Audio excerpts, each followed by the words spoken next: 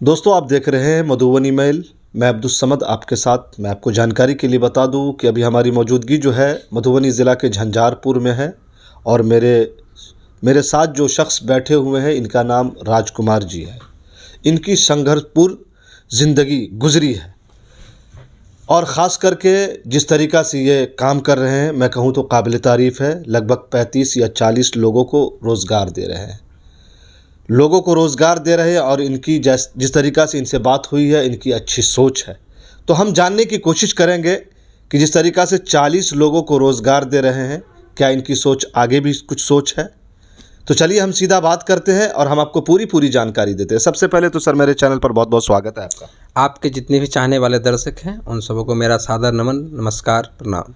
अपना परिचय दे दें। मेरा नाम राजकुमार है जी। झंझारपुर प्रखंड के सुखेत पंचायत वार्ड नंबर 9 में मेरा घर पड़ता है जी। और यहीं के सरकारी स्कूल से हमने पढ़ाई लिखाई किए हैं। लास्ट ग्रेजुएशन 2010 में मिथिला यूनिवर्सिटी से हमने की है। उसके बाद पॉलिटिकल साइंस से एमए 2013 में मिथिला यूनिवर्सिटी से किए हैं।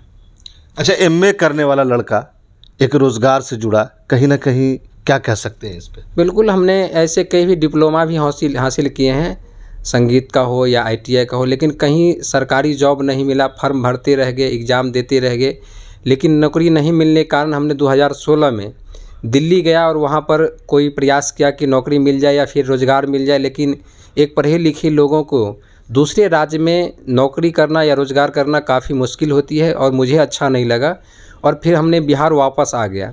इसी बिहार के धरती पर झंझारपुर में हमने एक राजधानी टेंट एजेंसी करके एक छोटा सा बिजनेस डाला, जिसमें काफ़ी संघर्ष किया और यहाँ के लोगों का प्यार मिला, आशीर्वाद मिला, माता पिता का आशीर्वाद मिला, जिसके वजह से हम आज इसी झंझारपुर के धरती पर मोहना चौक पर राजधानी टेंट एजेंसी के कई सारे मैन्युफैक्चरिंग फैक्ट्रियाँ लगाई, जिसमें यहाँ के 35 से 40 लोगों को रोज़गार दे रखे हैं। और अब मेरा मानना ये है कि हम कितना भी कमा ले, मुकेश अंबानी तो बन नहीं सकता, तो क्यों ना ऐसा कुछ काम किया जाए जिससे अपनों का प्यार मिले, लोग हमें जाने पहचाने। तो मैंने ये फैसला किया कि जैसे हम तो सेटल हो गए, लेकिन हम जैसे युवा अभी बिहार में जो भटक रहे हैं, तो मेरा ये प्रयास रहेगा कि जैसे हम सेटल हुए हैं एक छोटा सा उद्योग लगा करके, ऐसे ही हम यहाँ के बिहार के युवाओं को, अपने झंझारपुर के युवाओं को प्रशिक्षण दें, उन्हें पूंजी उपलब्ध कराएं और ऐसे छोटे लघु उद्योग लगाएं ताकि यहाँ के लोगों को रोज़गार का अवसर मिल सके। ये तो रही रोज़गार की बात। पीछे आपका बैनर देख रहा हूँ जनसुराज का, ये क्या है? ये बिल्कुल सही है।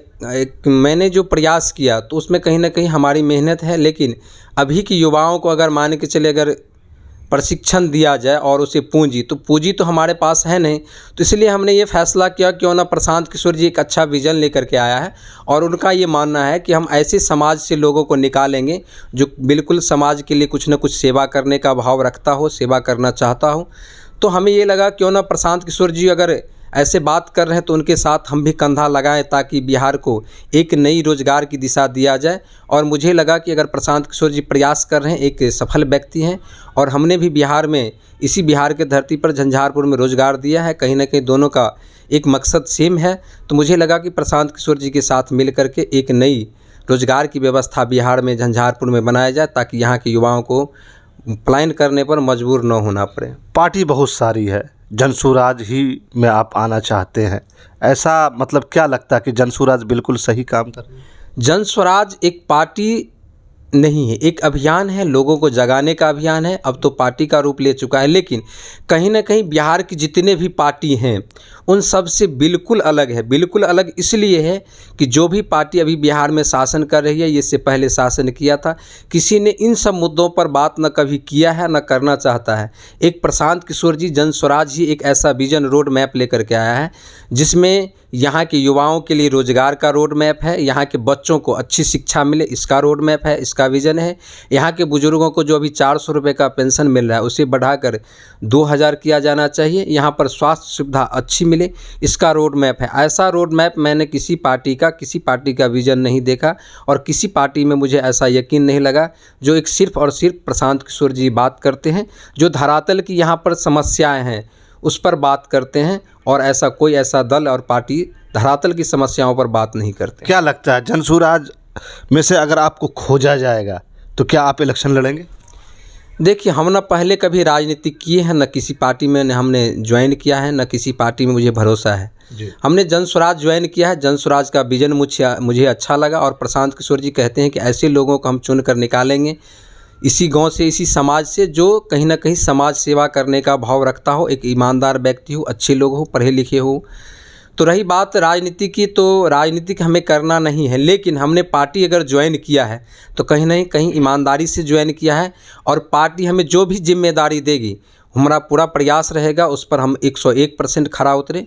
बस इसी के साथ हम यही कहेंगे कि जन स्वराज हमने ज्वाइन किया है तो कहीं नहीं सोच समझ करके ज्वाइन किया है और पार्टी जो भी जिम्मेदारी देगी, जहाँ की भी जिम्मेदारी की, उस पर हम खरा उतरने का प्रयास करेंगे। आप समझ सकते हैं, एक युवा जो पढ़ाई लिखाई करता है और उसके बाद उसको नौकरी नहीं मिलती है, बाहर जाते हैं, बाहर में उस तरीक़ा से एडजस्ट नहीं कर पाते हैं, अपने झंझारपुर में आते हैं, एक छोटा सा बिजनेस स्टार्ट करते हैं, लेकिन आज इस मकाम पर पहुंच चुके हैं कि 40 लोगों को रोज़गार दिए हुए हैं। तो इनकी सोच यहीं नहीं कम होती है, इनकी सोच यहीं ख़त्म नहीं होती है। इनकी सोच ये है कि 40 नहीं 40,000 लोगों को रोज़गार से जोड़ा जाए। तो ये कैसे मुमकिन है? ये जैसा कि इन्होंने कहा है कि हम राजनीतिक नहीं करना चाहते हैं, हम विकास करना चाहते हैं, हम रोज़गार देना चाहते हैं, यही ना सर कहना चाहते हैं? बिल्कुल। इनका सोच है कि हम रोज़गार से सबसे पहले नौजवानों को जोड़ा जाए। तो अगर जनसुराज अगर इनको मौका देती है तो ये आगे उतरेंगे मैदान में और अगर ये जीतते हैं तो विकास करेंगे, जैसा कि इनका कहना है।